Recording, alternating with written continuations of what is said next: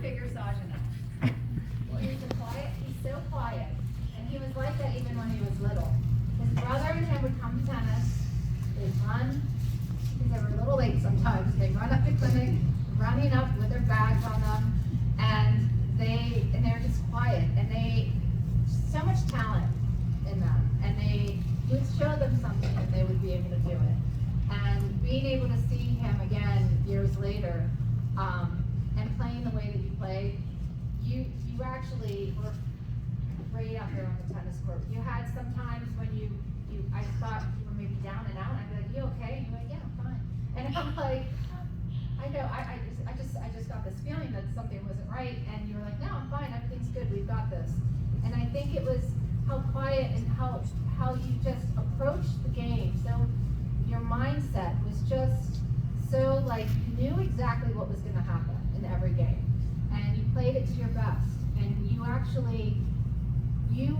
were fine with whatever. And I think that you were just easygoing, and you just kind of were like, yeah, coach, I can play with this person, I can play with that person, I can play singles.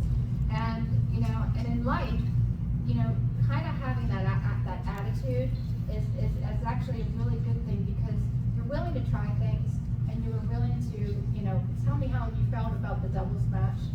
And, your game was solid. And then I heard that you were in debate team, right? And you got, right? And there's some other ones on the team here, but it was like, I was like, wow, that's pretty cool. Like, but I didn't really get to know anything about him, because he would come in, he'd do his job, and then he would leave. Until the day that he came in and he had Air Forces on, and he's playing tennis, and they have this much of a heel. And I was like, don't break your ankle this time of year. I need you. So I was a little worried about that. But other than that, he was like, coach, I've got it under control.